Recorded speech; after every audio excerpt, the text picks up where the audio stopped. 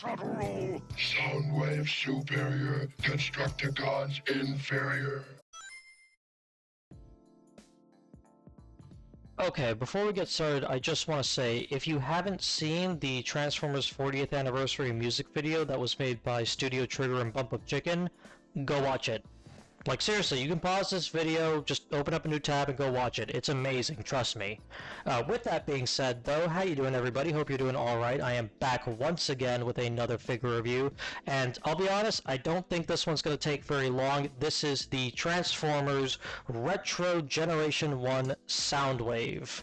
Now, what exactly is the retro line exactly? Well, we have gotten plenty of Transformers G1 reissues in the past. What sets this wave apart from those guys, though, is that this wave of G1 reissues is going for full animation accuracy.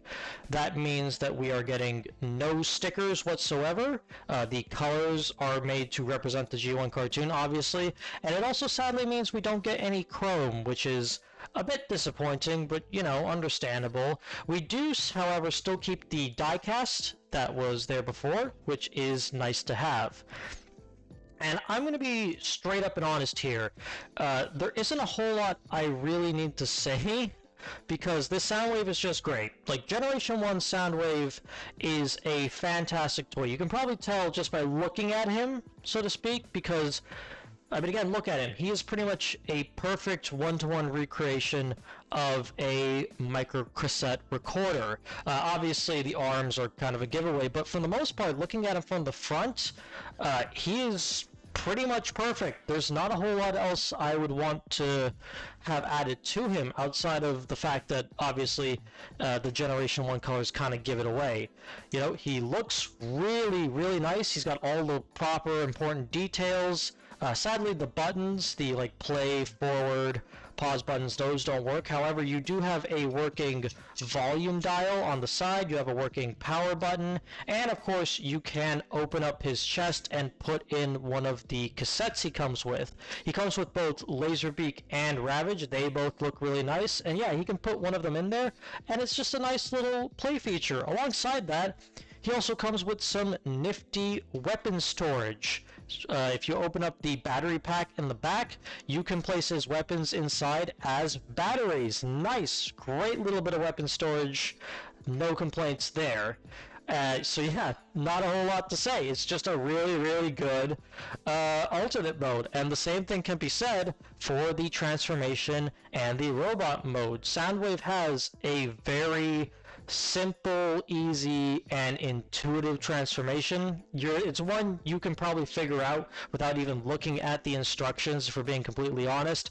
And on top of that, the end result is a really good robot mode, especially when you consider the time this was coming out. Some G1 toys have not aged the best in terms of proportions. Obviously, you know, that doesn't necessarily mean the figure is bad, but it is super impressive just how good Soundwave looks, whether in his original details or with this one. And honestly, the G1 details look really good on this toy.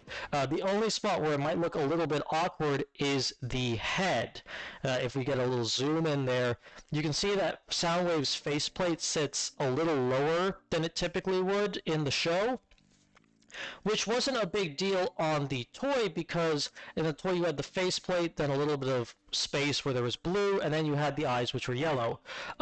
In this figure's case, though, because they're trying to be completely accurate, they've painted the whole bottom section in silver, which kind of just makes it look like Soundwave has a faceplate on top of his faceplate. You know, a little silly, but not that big of a deal. I don't think it's definitely not a deal breaker, you know?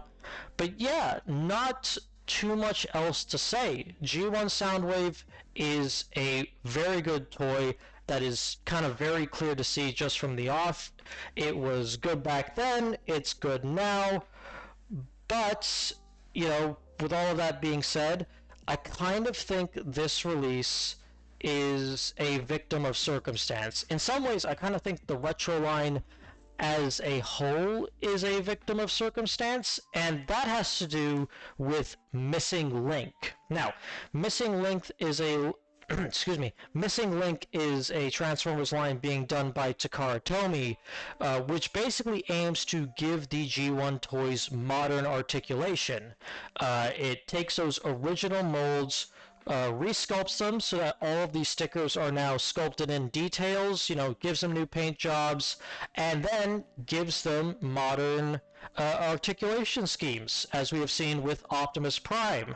The big sort of issue for this retro line, though, is that Missing Link Optimus Prime came in both toy and show colors. And given that we've clearly seen that Missing Link is going to be a full line, as we have seen Bumblebee and Cliffjumper are on pre-order right now, and just today, as I'm recording this, we have seen that there is going to be Sunstreaker next, and RC, a character that never actually released in the time. It means that we're going to be going pretty deep with this Missing Link line, and it means that, well, if they're going to make a Missing Link cartoon-accurate Soundwave, does that make this release kind of redundant? I mean, obviously, it's still a good figure, but when you know that a more articulated version of it with more added bells and whistles is going to be releasing at some point in the future, it kind of makes it a little difficult to truly recommend this guy, despite how good he is. Also, for the fact, this guy is not cheap. He's like 45 USD, which is 60 Canadian up here. So he's definitely pretty expensive. And yeah, Missing Link is also expensive, but you're getting a lot more with Missing Link, which is kind of the problem. So my question, I guess the question I'm sort of trying to answer right now is this guy still worth it in spite of the sort of looming threat of Missing Link? And I use threat with quotation marks there. Yeah, I would say so. Soundwave here is definitely a niche in being a recolor of the G1 toy, but it's a recolor that's really good, helped by the fact that this toy is really good, and I would say that for most of the retro line in general, these toys, barring maybe Starscream and how extremely parts farmy he is, are extremely good. Also, this currently, the retro line currently is the only line where you can get a pink hot rod, a pink Generation 1 hot rod, so that kind of gives it points right then and there. So, I guess what I'm trying to say is that I'm cautiously recommending Soundwave. I do think he's good. I think the G1 colors look really nice on him.